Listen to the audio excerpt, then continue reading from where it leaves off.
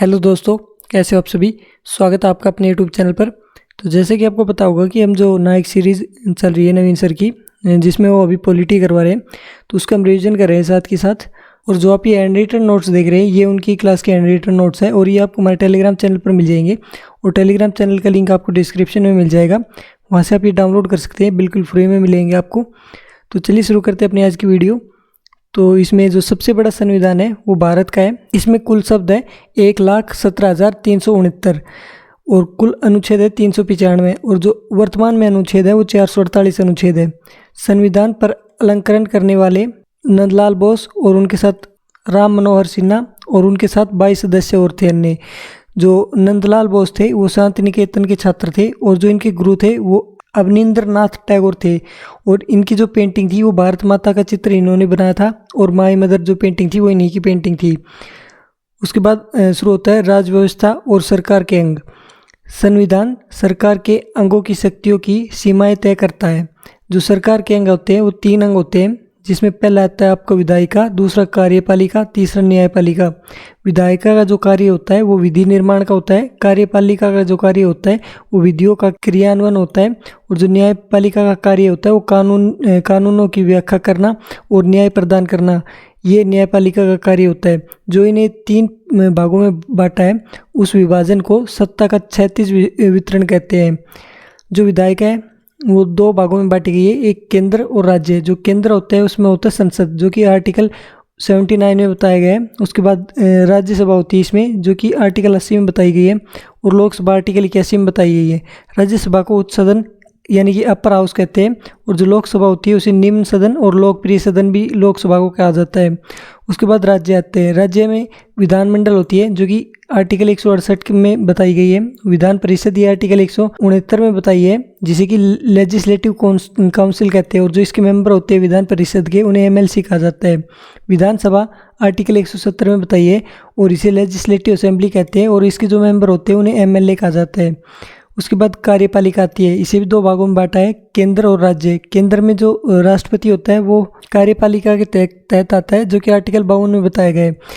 उसके बाद उपराष्ट्रपति आर्टिकल 63 में बताया गया है, प्रधानमंत्री आर्टिकल 75 में बताया गया है, 75 के भाग नंबर 1 में, और जो मंत्री परिषद है वो आर्टिकल 74 में बताया गया है। उसी प्रकार राज्य में होते हैं राज्यपाल, जो कि आर्टिकल 153 में बताया गया है। उसके बाद मुख्यमंत्री होता है जो आर्टिकल 164 में बताया है और मंत्री परिषद ये आर्टिकल 163 में बताई गई है। उसके बाद तीसरा भाग आता है न्यायपालिका, जिसमें सबसे ऊपर आता है सर्वोच्च न्यायालय, जो कि आर्टिकल 124 में बताया है। उसके बाद उच्च न्यायालय आता है जो कि आर्टिकल 214 में बताया है और उसके बाद आता है जिला न्यायालय, जो कि आर्टिकल 233 में बताया है। राज्य व्यवस्था होती है राज्य प्लस में व्यवस्था यानी कि संचालन का तरीका। राज्य व्यवस्था के 4 अंग होते हैं, जिसमें कि पहले जनसंख्या, भूभाग, सरकार और संप्रभुता यानी कि निर्णय लेने का जो पूर्ण स्वतंत्रता होती है उसे संप्रभु कहते हैं। जो संप्रभुता का विचार दिया था वो ऑस्टिन ने दिया था और राजनीतिक संप्रभुता की अवधारणा दी थी वो रूसो ने ये अवधारणा दी थी। संप्रभु हो सकते हैं, जैसे कि आंतरिक संप्रभु हो सकते हैं, इसमें देश के जो अंदर के निर्णय हैं उनके बेसिस पे आंतरिक संप्रभु हो सकते हैं। बाहरी संप्रभु यानी कि देश के बाहरी मामलों के जो निर्णय होते हैं उसमें बाहरी संप्रभु होता है। नाममात्र संप्रभु ये राष्ट्रपति होते हैं और जो वास्तविक संप्रभु होते हैं वो प्रधानमंत्री होते हैं। लोकप्रिय संप्रभु भारत की जनता होती है और जो कानूनी संप्रभु होता है वो संविधान होता है, यानी कि संविधान इसमें सबसे ऊपर होता है।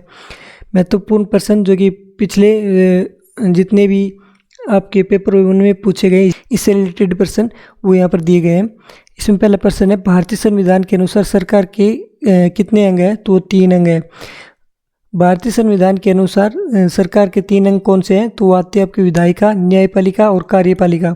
प्रश्न नंबर 3, सरकार का वह अंग जो मुख्य रूप से कार्यान्वयन और प्रशासन के कार्यों को देखता है तो कार्यपालिका देखती है। प्रश्न नंबर 4, न्यायपालिका के बीच शक्ति के वितरण को कहा जाता है तो शक्ति का 36 वितरण कहा जाता है उसे। प्रश्न नंबर 5, भारतीय संविधान राज्य के 3 अंग विधायिका, कार्यपालिका और न्यायपालिका के कार्यों और उत्तरदायित्व को परिभाषित करता है। ये शक्तियों का बंटवारा सुनिश्चित करता है। 3 अंगों के बीच सत्ता का संतुलन बना रहता है। प्रश्न नंबर 6, सरकार की एकात्मक विशेषता क्या है? तो अखिल भारतीय सेवाएं है इसकी विशेषता। प्रश्न नंबर 7, संप्रभु राज्य तो इसमें एक देश किसी अन्य राष्ट्र के प्रभुत्व के साथ या उसके बिना एक संप्रभु हो सकता है।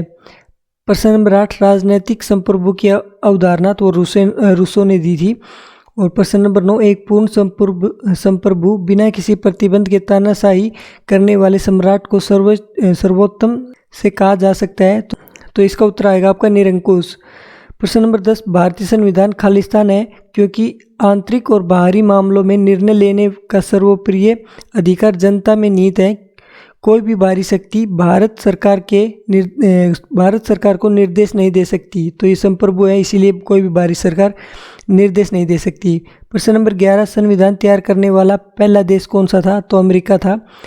प्रश्न नंबर 12, विश्व का सबसे प्राचीन एवं अलिखित संविधान किस देश का है? तो ब्रिटेन का है। भारतीय संविधान कितने शब्दों में से बना है? तो वो 1,17,369 शब्दों से बना है। किसने संप्रभुता का मुद्दा उठाया था? तो वो ऑस्टिन ने उठाया था। तो ये आज का टॉपिक है जो कि नवीन सर ने करवाया था, मैंने आपको रिवाइज करवा दिया है। अगर आपको डेली रिवाइज करना है तो आप हमारे चैनल के साथ जुड़ सकते हैं और ये PDF आपको हमारे टेलीग्राम चैनल पर मिल जाएगी, वहाँ से आप इसे डाउनलोड कर सकते हैं और टेलीग्राम चैनल का लिंक आपको डिस्क्रिप्शन में मिल जाएगा। तो इस वीडियो में इतना ही, मिलते हैं आपसे अगली वीडियो में, तब तक के लिए धन्यवाद।